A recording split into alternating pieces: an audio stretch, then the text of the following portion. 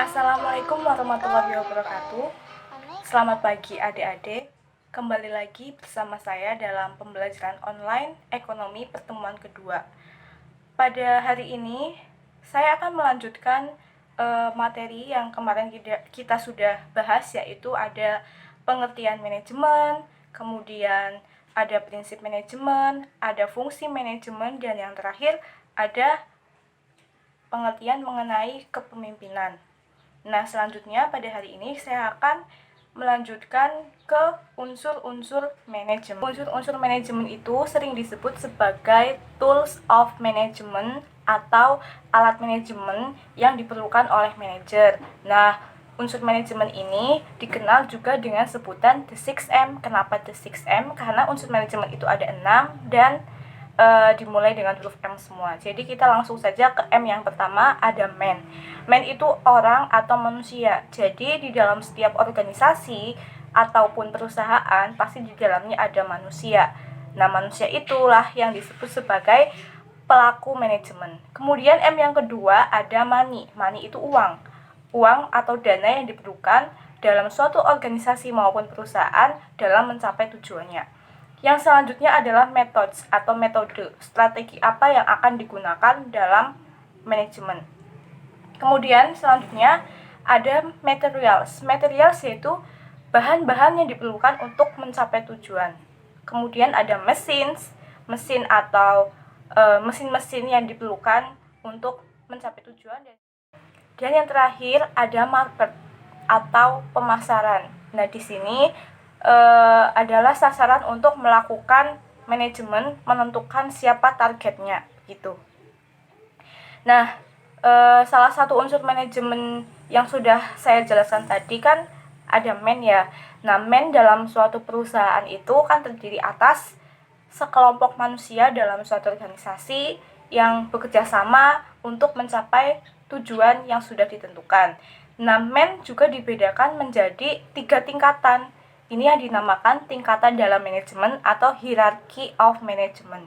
Tingkatan yang pertama, di level yang paling atas itu ada yang namanya top management, yaitu manajemen puncak, manajemen yang paling atas. Nah, di situ ada siapa? Ada direktur, di mana tugas dari direktur itu adalah membuat perencanaan, kemudian mengawasi jalannya manajemen, mengawasi apabila si direktur sudah memberikan tugas kepada si bawahannya, maka direktur akan mengawasi. Kemudian yang selanjutnya pada hierarki yang kedua ada middle management. Middle management atau manajemen tengah ini biasanya diisi oleh seorang manajer. Apa sih yang dilakukan oleh manajer? Jadi mereka itu memberikan arahan, memberikan pengarahan kepada bawahan atau kepada karyawannya untuk melakukan suatu pekerjaan gitu.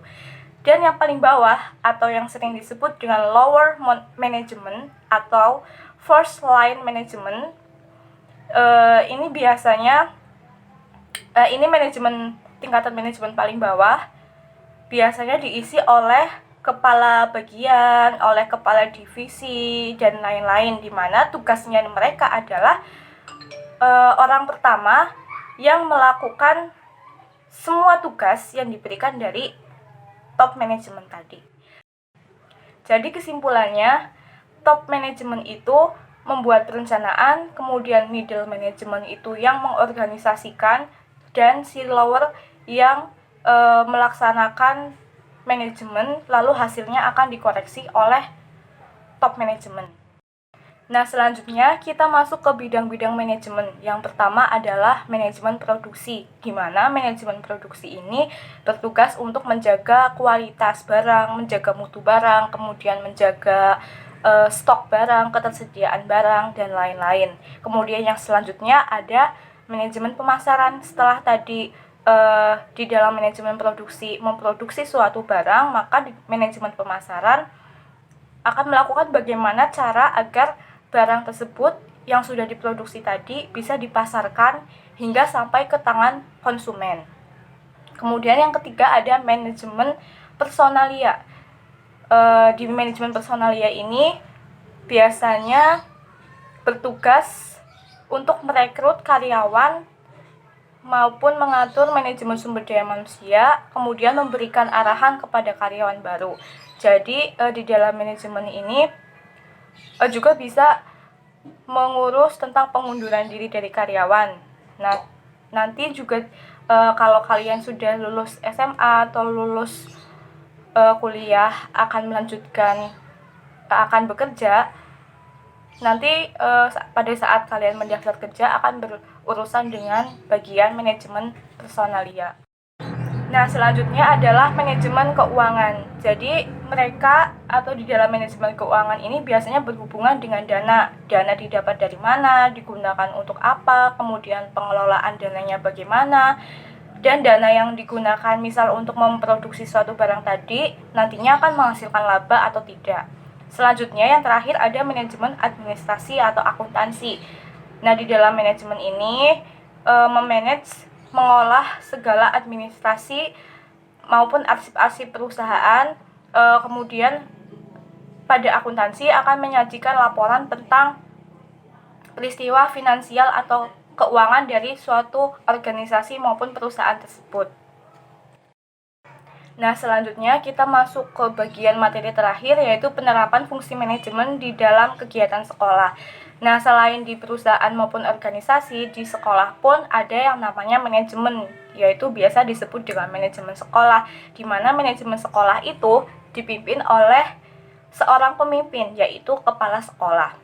Nah, di dalam manajemen sekolah juga diterapkan fungsi-fungsi manajemen yang kemarin sudah kita bahas, yaitu ada POAJ. Yang pertama yaitu planning atau perencanaan.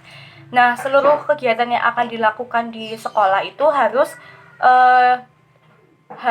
disusun adanya rencana dulu, sehingga kegiatan yang akan dilaksanakan itu dapat terarah, teratur, dan bisa mencapai tujuan yang diharapkan. Yang selanjutnya ada organizing atau pengorganisasian. Jadi pengorganisasian ini berhubungan dengan pengaturan struktur melalui penentuan kegiatan untuk mencapai tujuan dari suatu organisasi maupun suatu badan usaha. Nah, oleh karena itu seluruh kegiatan sekolah yang telah disusun rencana tadi di dalam planning dilaksanakan pengaturan agar dapat berjalan dengan lancar dan tertib. Misalnya saja sekolah mengatur guru, karyawan atau pegawai, siswa, dan administrasi sekolah. Nah, yang selanjutnya ada actuating. Jadi setelah tadi di bagian pengorganisasian sudah dibagi-bagi tugas masing-masing dalam actuating, maka akan digerakkan untuk mengerjakan tugas tersebut. Misalnya dalam sekolah itu mengadakan kegiatan outbound, kemudian ada pemberian motivasi dari pihak luar sekolah, kemudian ada kegiatan ekstrakurikuler dan sebagainya. Kemudian yang terakhir ada yang namanya controlling atau pengawasan. Nah, seluruh kegiatan sekolah yang dilaksanakan atas pengawasan dan pengendalian dari pihak yang berwenang, mulai dari kepala sekolah, guru, karyawan, maupun siswa. Misalnya pengawasan terhadap kegiatan OSIS, kemudian terhadap kegiatan ulangan maupun ujian, kegiatan yang berhubungan dengan pihak luar sekolah, dan pengendalian keuangan sekolah. Nah, itu tadi fungsi manajemen yang dilakukan oleh manajemen sekolah. Nah, berdasarkan hal-hal yang sudah kita bahas tadi, maka dapat ditarik kesimpulan bahwa dengan kita menggunakan fungsi-fungsi manajemen itu, maka akan semakin nyata dari keterlibatan seluruh anggota dalam suatu organisasi maupun lembaga dalam memerankan perannya masing-masing secara tepat dan berhasil sesuai dengan tujuan yang ditentukan. Nah, itu yang dapat saya sampaikan.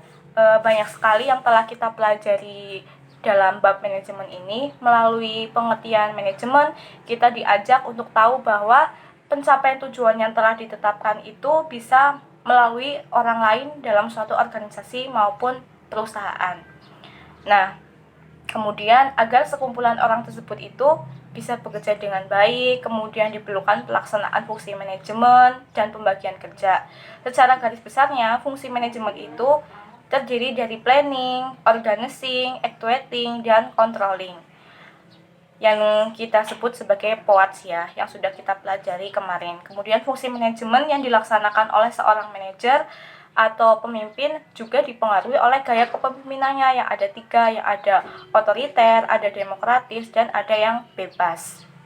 Di samping itu, dalam pencapaian tujuan ada unsur manajemen yang berperan penting di dalamnya dalam keberhasilan pelaksanaan tugas dan wewenang di setiap bidang manajemen.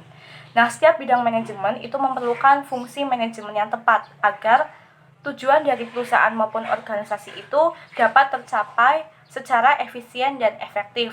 Salah satu pelaksanaan fungsi manajemen di dalam kegiatan sekolah. Nah, itu saja yang dapat saya sampaikan. Terima kasih atas kerjasamanya, terima kasih atas partisipasinya dan perhatiannya. Semoga ilmu yang sudah saya sampaikan bisa bermanfaat bagi kalian. Wassalamualaikum warahmatullahi wabarakatuh.